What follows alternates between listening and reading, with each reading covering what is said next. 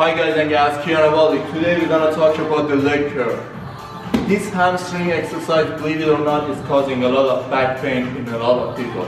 I had a client which came to me and said, I've got a back problem. I tested a lot of things and I understood the main reason he was having back problem was doing this exercise. He showed me how he does the exercise, and from the first rep I understood the reason. It was something like this.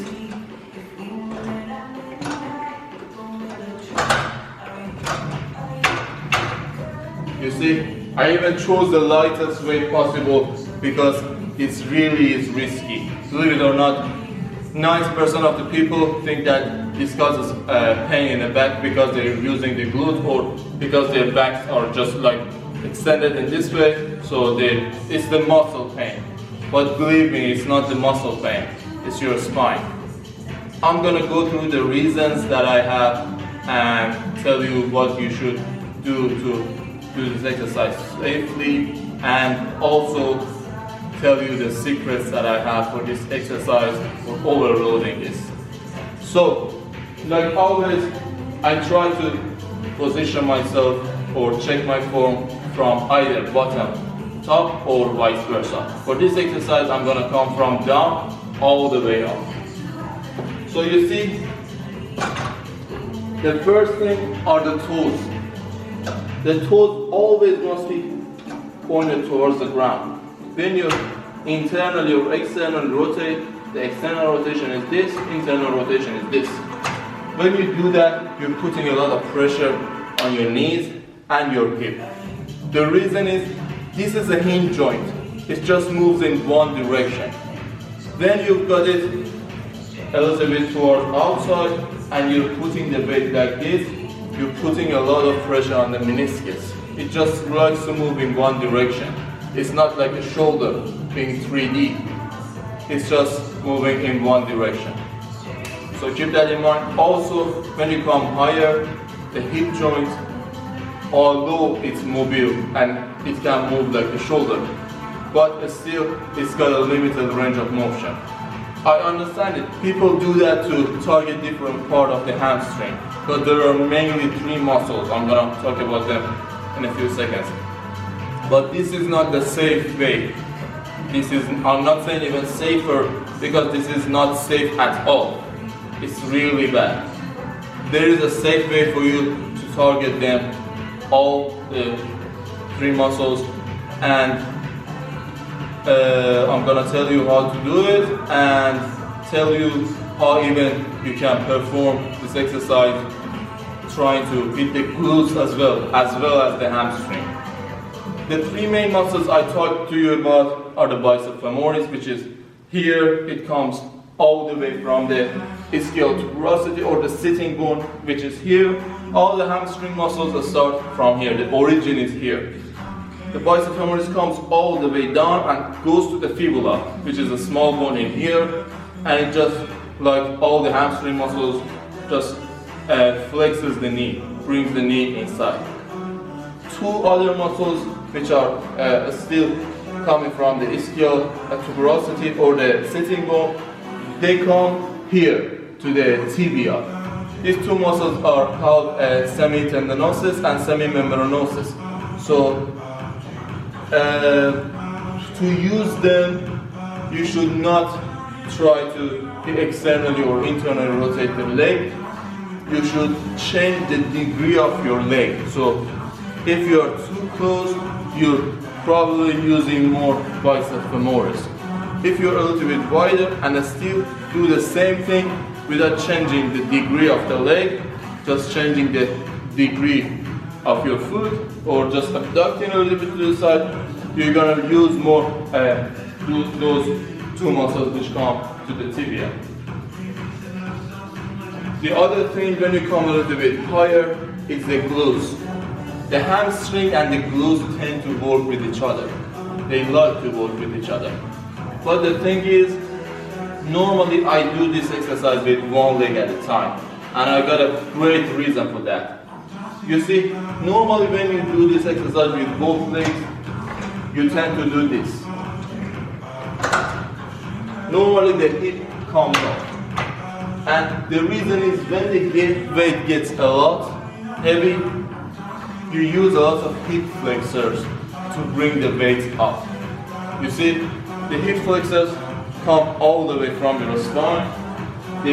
By hip flexors, I mean the main one, which is the psoas major, which comes all the way from your L5 to L1, goes all the way to the left trochanter or this bone here.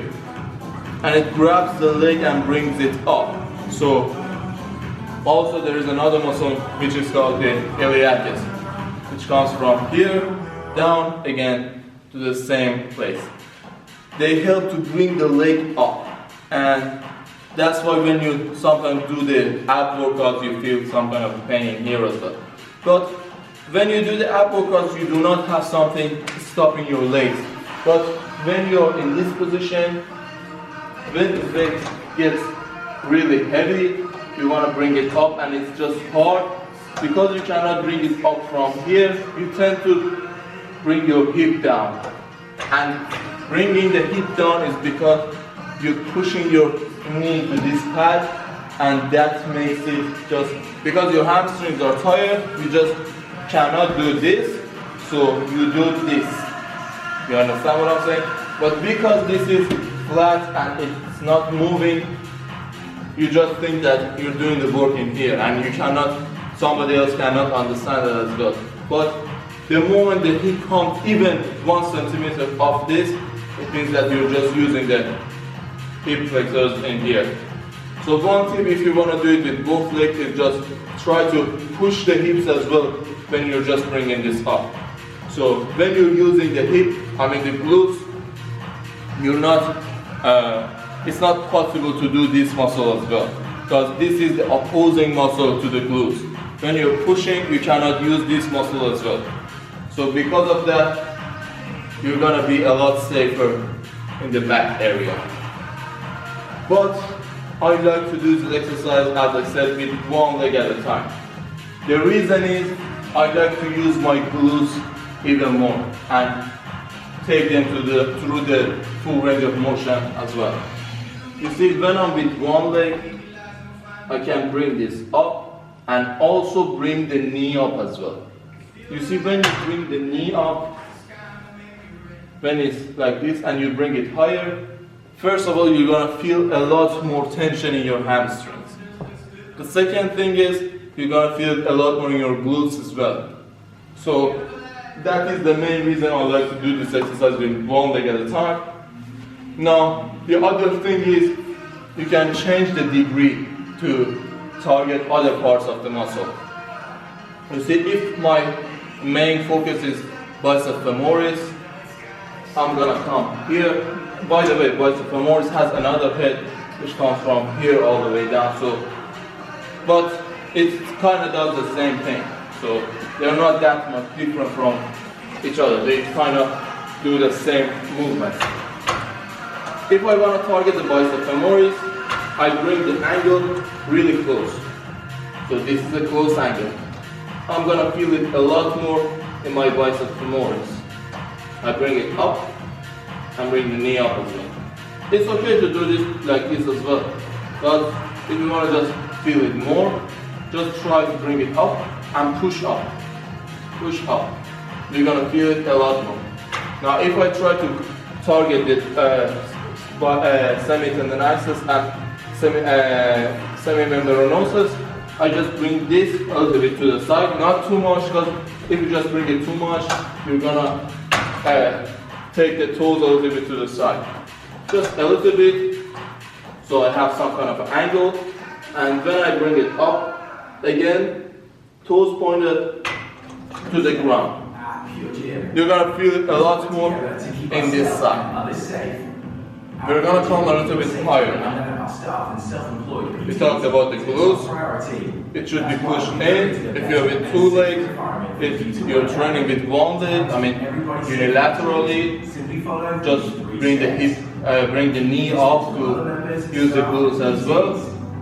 Also, you should have a little bit extension in your back as well, so because you wanna fix the glutes and the hamstring to do the job. If you're just moving around, it's not good. It's okay to come a little bit higher if you can. Keep it like this and also try to bring the knee up, but it's kind of the same thing. You're getting the stretch in this position more. When you're like this, you're not getting the stretch, but you're getting the contraction more. So play with it, it's alright. Come up, down, see how you feel comfortable. Of course, if you've got any tightness in your hamstring, it's really hard for you to come all the way down because it's just too tight for you.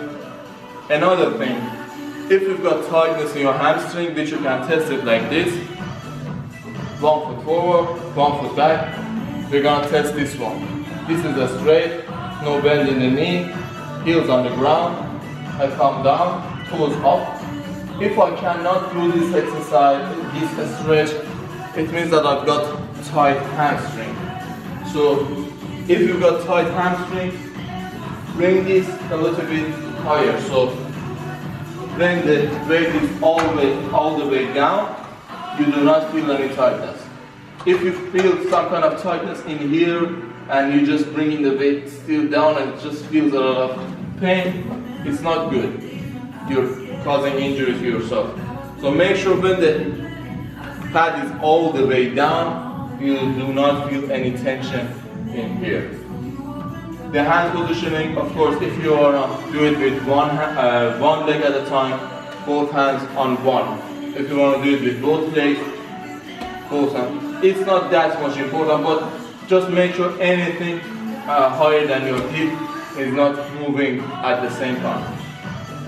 I told you about the head as well. I see a lot of people when they want to do this exercise, they're grabbing because it's hard, they're just moving the neck a lot. That can cause problems as well. So do not move the neck and the head.